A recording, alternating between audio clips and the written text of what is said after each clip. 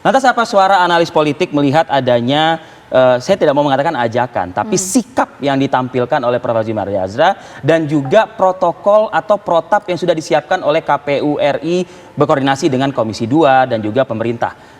Mas Adi Prayitno, komentar Anda.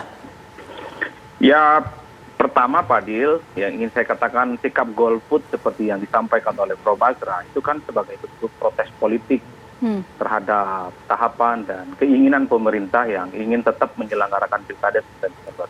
Dulu di zaman Orde Baru ada pelopor golput namanya Arief Budiman. Itu juga sebagai bentuk protes.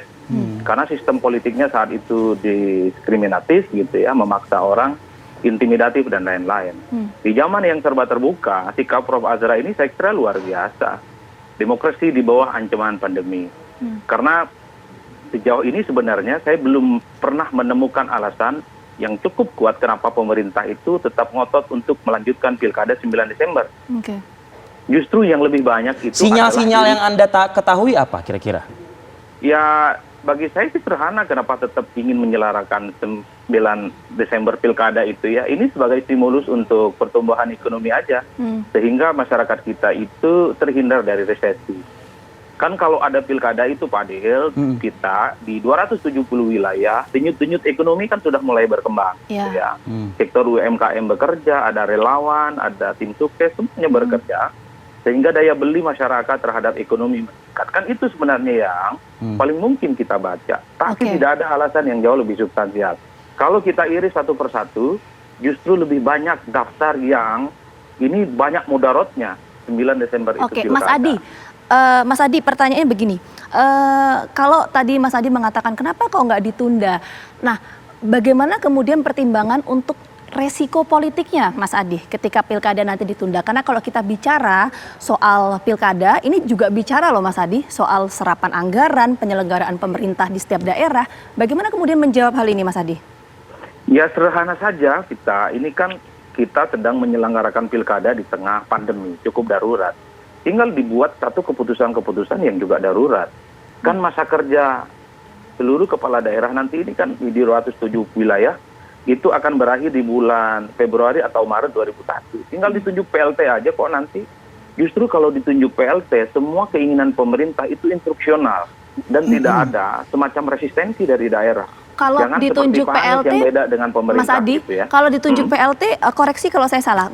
Kalau ditunjuk PLT, bukankah tidak bisa kemudian memberikan arahan atau kebijakan yang strategis?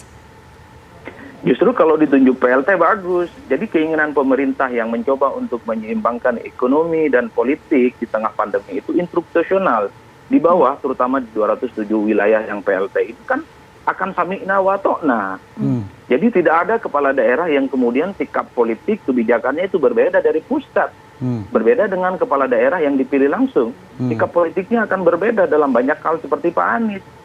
Ini yang justru menguntungkan secara politik bahwa PLT-PLT ini nantinya akan menjadi kepanjangan tangan pemerintah pusat untuk mendistribusikan. Jadi sinerginya lebih cepat begitu ya? Betul, lebih nyaman karena instruksional gitu. Mas Adi, pilkada 9 Desember di tengah pandemi COVID. Ini singkat saja begitu. Kalau dari analisa Anda, ini keinginan partai politik atau benar-benar ini keinginan mengakomodir aspirasi masyarakat? Ya tentu ini keinginan dari pemerintah, DPR dan partai politik karena mereka yang membuat kebijakan ini, Mas. Kalau bicara tentang masyarakat, tentu masyarakat banyak yang tidak ingin pilkada ini dilanjut. Contoh, bulan ini saya survei di Tangerang Selatan ya. Karena ini kampung halaman saya yang kedua, cuman saya tidak publikasikan. Masyarakat yang potensi datang ke TPS itu cuma 49% loh Pak. Dan kita rendah sekali. Bagaimana kita mempertaruhkan kualitas demokrasi kita di tengah masyarakat yang takut datang ke TPS. Nah, Prof. Azra ini mungkin salah satu orang yang akan mengkonfirmasi ketidakhadiran orang ke TPS. Karena Prof. Azra ini tinggal di Tangsel gitu ya. Baik, sebelum ke Prof. Azra, saya lagi ke KPU. Ke Pak Made, kemarin hari pertama Pak kampanye perdana. Mata kamera kami di lapangan di 270 titik pemilihan kepala daerah, ada yang merekam dan menangkap gambar masih adanya protokol kesehatan yang dilanggar. Nah, ini tidak menakutkan buat KPU? Ya, tentu kalau kita berbicara apakah pandemi COVID-19 ini menakutkan atau tidak, itu tentu berpotensi risiko bagi siapa saja, termasuk bagi kami ya. Dan karena kami ya jajaran penyelenggara ini sebagian besar juga di lapangan. Tetapi terhadap potensi atau dugaan pelanggaran, saya kira mekanismenya sudah cukup jelas ya. Baik. Jadi masyarakat ya maupun pihak-pihak yang mengetahui itu harapan saya tidak membiarkannya saja. Saya juga melakukan Pak Made. Pak Made. Halo. Halo. Baik. Oke, sambil kita menunggu sambungan kembali dengan Komisioner KPU, saya ke Prof. Azra. Prof. Azra, Anda mendengar tadi penjelasan disampaikan oleh Pak Made, Komisioner KPU. Apa respon dan tanggapan Anda melihat pernyataan tersebut? Ya, saya kira katakanlah KPU memperketat ya protokol kesehatan, mau ngasih denda dan macam-macam. Saya kira ada dua masalah di situ ya. Yang pertama, peraturan yang terlalu ketat itu adalah bentuk otoritarianisme di dalam proses demokrasi. Jadi itu bertentangan dengan prinsip demokrasi.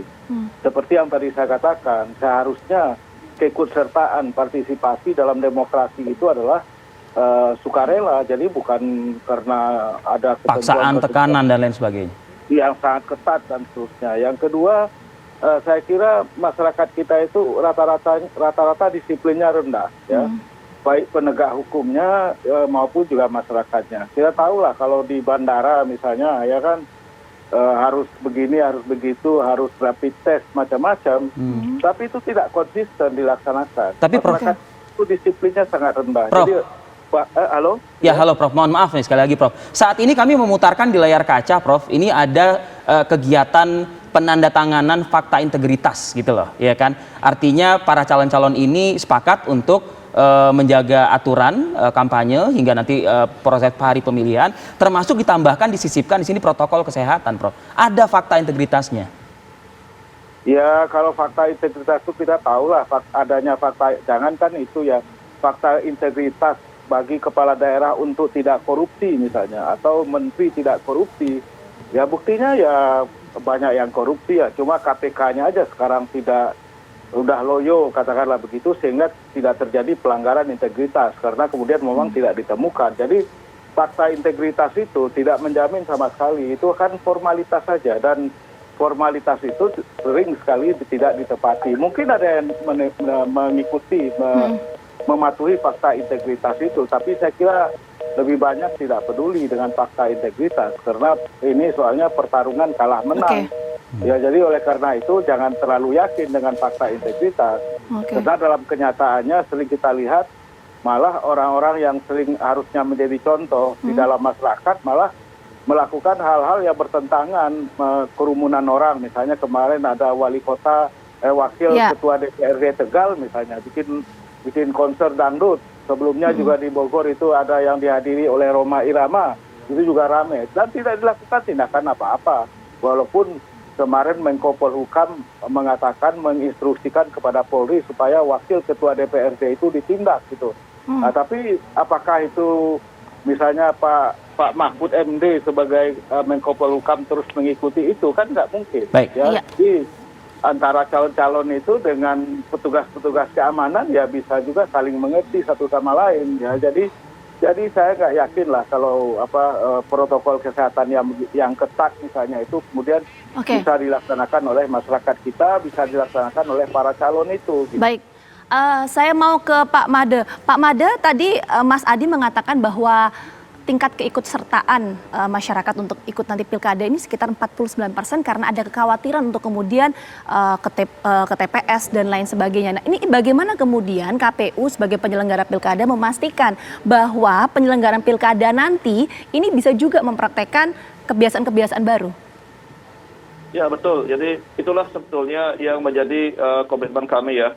Jadi kami mulai dari jajaran penyelenggara itu sendiri, karena jumlahnya sebetulnya sangat besar ya di seluruh Indonesia ini untuk sampai kemudian nanti terbentuknya KPPS. Nah selain itu tentu ya dalam setiap kegiatan terutama kampanye penekanan dan kontrol terhadap protokol kesehatan ini menjadi penting dan akan terus dilakukan koordinasi dan evaluasi untuk melakukan perbaikan-perbaikan jika memang masih ditemukan ya pelanggaran-pelanggaran di sejumlah daerah. Pak Made, Mungkin kalau Ya. Pak Made tadi mendengar penjelasan dari Mas Adi Prayitno ya, analis politik. Ini sayang sih datanya Mas Adi tidak diberikan ke KPU ya, Pak Made ya. Kalau diberikan kan jadi kan KPU bisa mengolahnya lebih lanjut begitu. Ke